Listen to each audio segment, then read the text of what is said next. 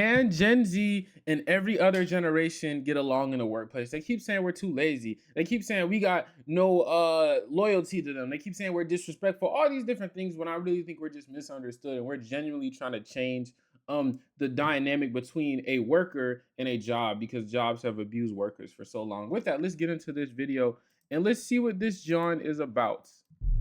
Can Gen Z and baby boomers get along in the workplace? To find out, we paired 6 strangers back to back for an unfiltered conversation about work culture.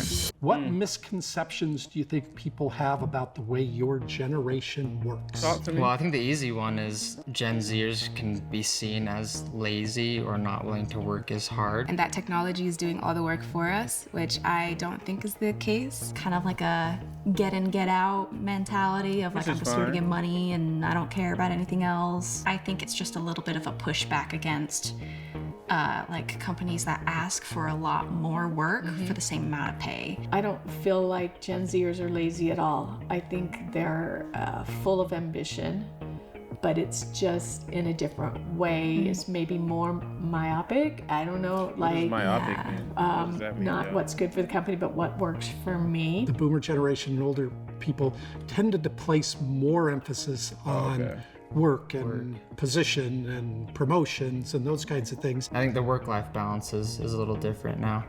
Yeah. And we were like growing up, we were able to see that in our parents and grandparents and just how much they worked and how much. You know, y'all, you know what I'm thinking of? I can get it too. I'm already understanding both sides.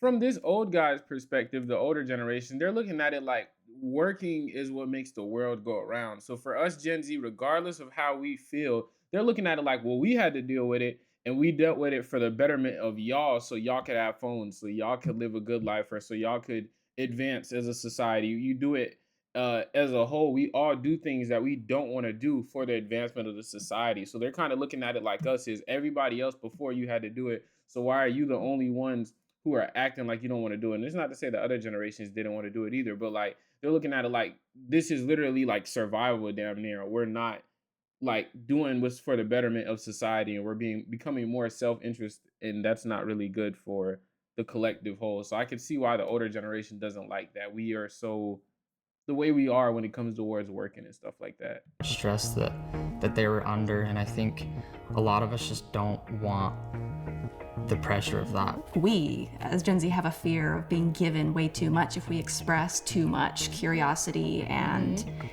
intelligence, I guess. And so I understand where like our fear is with that. I've seen that just as being female. Women feel like if they say no, that it's going to hurt their career. And so they say yes, yes, yes, yes, yes, yes, until they have way too much on their plate. It's very important to learn when to pull back. Probably nothing drives a boomer more crazy. Hold up, y'all boys. All right, we back, y'all. Sorry about that. Than when a younger person grabs the mouse or grabs their phone and says, let me do this for you. Someone said to me, no one would expect you to know Excel as well as you do because of your age and your gender. Really? They said that to your face? Yeah, but it was just in fun. Gen Zers might not see that baby boomers do want to move forward with technology. We should probably be a little more patient and understanding, like you said, like we grew up with this technology, and you guys like it came in the middle of your lives, and you've had to like adapt to it. Do you believe loyalty exists in the corporate world? No, not at all. Maybe less so. Not at all. There's a guy by the name of Mr. Tony Dow. Shout out to that guy. This really rich guy out in Charleston, South Carolina, who owns this transportation company. He once told me, young man, there's no friends in business. There is no friends in business, young boys. In this day and age, nowadays, it very much feels like this corporate greed. I've never felt like I needed to be loyal to a company for any reason. Being loyal to a company can get you to places to an extent, like climbing up the corporate ladder or making connections or keeping the connections you've had for a really long time. I wouldn't sacrifice my own morals or my own wants and needs for a company's. Maybe employees are now just an expendable resource to some of these bigger corporations. I go back to my earlier careers, and you really felt safe all the time. And as time moved forward, through the 90s and the dot-com bubble and all the other things that started to happen, it felt more and more like it was the corporations were less loyal, therefore we will be less loyal. Yeah, and that's another thing I genuinely be wondering about too. Like, as much as like they say we're this and we're that, I don't think Gen Z inherently wants to be lazy or inherently wants to be not quote unquote good workers. Sometimes I genuinely just think like we've been put into a political climate, economical climate, a job market climate in general, where things just genuinely don't work for. It's one thing if like you could work a job and you can get full benefits, 401k, they help you with getting a house, you get good enough pay to fully sustain yourself. Like it's different if it was like that, but genuinely, I do think the world and job market is low key a little cooked now, where it's like that's not guaranteed these days. So why would you expect somebody to do the same amount of work that everybody else did before them for damn near half of compensation of what the people before us got? That doesn't make sense. If we gonna get half of what y'all got, we're gonna do half of what y'all did. Is how I think that's fair.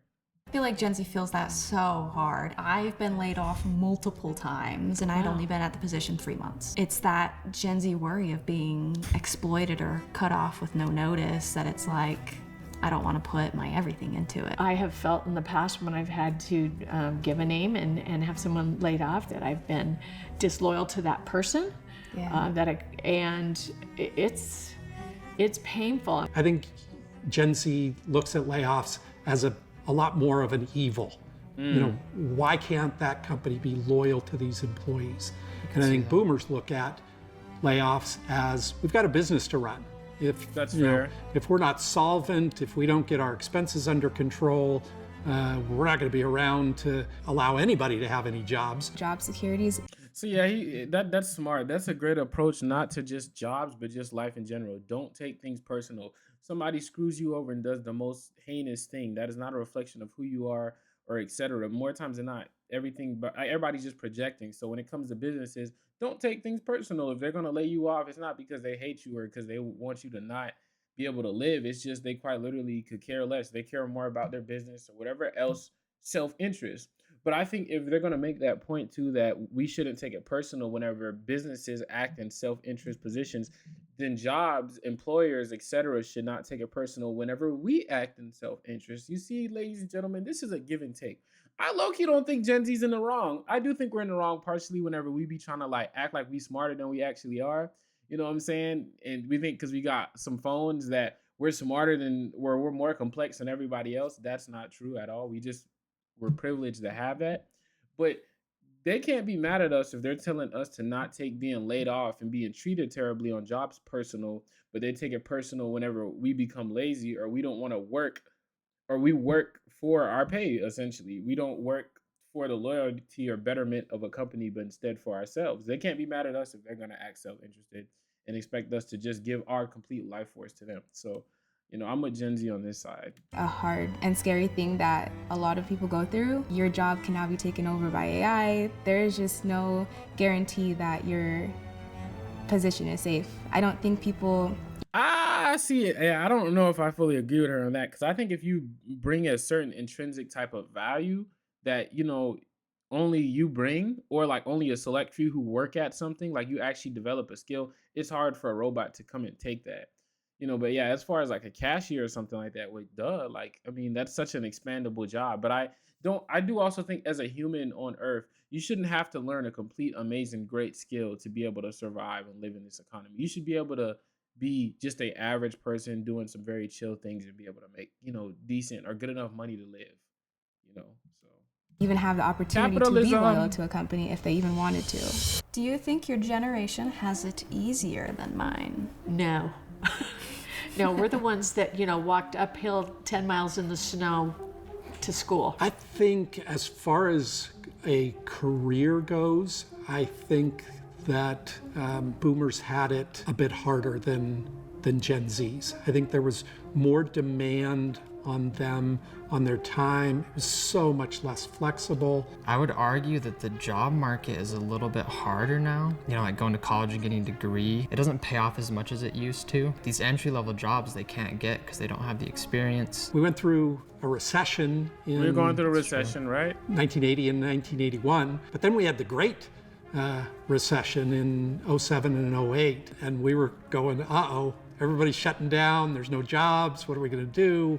So I think every generation goes through these waves. Right now, I'd agree, the job market's a bit rough. I do think people think that this generation has it easier because of all of the advancements, but I don't think it's easier. There's like this pressure to make 6 figures by 22 and graduate in 4 years, and you have to do all these things while you're young. And I think that we're just always worried about not being good enough or not being on the right track. Do you think companies owe their employees anything beyond a paycheck? No. Yeah, a paycheck is great, but you're telling me I can't take a day off because I'm tired or I'm sick. Like, I think Nobody's saying sometimes that. employers think that they own you and they forget that you're human. I just wish there was more of a work-life balance, and I think employers could aid to that by being a little bit more understanding and compassionate. I think companies should prioritize and invest in their employees' mental health. I mean, I've heard of studies they've done in Europe where they did like a 4-day work week, and even though they had a whole extra day that they weren't working, their productivity statistically increased. 4-day work week, terrible idea, terrible idea. Working is a good thing. You know, to think that, well, how do we taper it down? How do we do,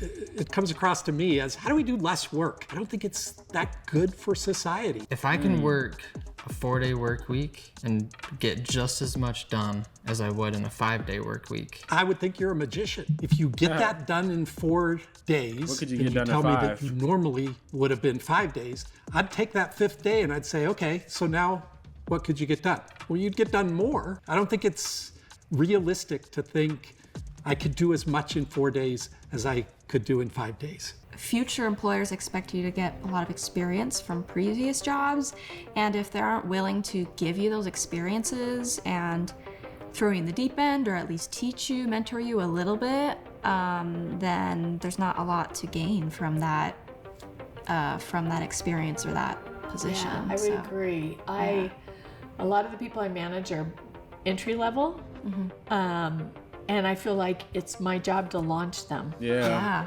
Whatever their career goals are, even if they're outside of what they're currently doing or outside the scope or whatever, I want to help them get there. And I feel like that's what employers really do owe their employees besides the paycheck. So I'm a hard yes that companies owe a lot more. If you look at what motivates employees, Benefits. money and the paycheck are really far. Benefits, consistency, an anchor, security.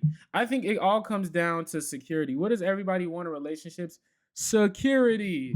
What do you want financially? Security. You want to wake up and feel like you're good. You want to wake up and feel like you always consistently have somewhere you can go. Security and consistency. I think that's what companies owe employees, but I think on the opposite side of that, if companies are going to give us consistency and security, we as the employees need to give them that same consistency and security and trust that will stay. So it's a two-way street. We can sit here all day and argue who's worse or who's better and this and that, but I ultimately think what this whole video is getting at is that it's a two-way street. We as Gen Z, or we as the employees, we as the people, have to consistently and be secure in this thing, and we have to keep our words on. If you're gonna pay us this much, we're gonna do this. But if we're gonna do this, y'all also gonna have to pay us or give us these certain level of boom, boom, boom. It's a two-way street at the end of the day, y'all boys, and I think ultimately we can get there. You know what I'm saying? So yeah, good video about Gen Z. Make sure y'all subscribe even if y'all subscribe.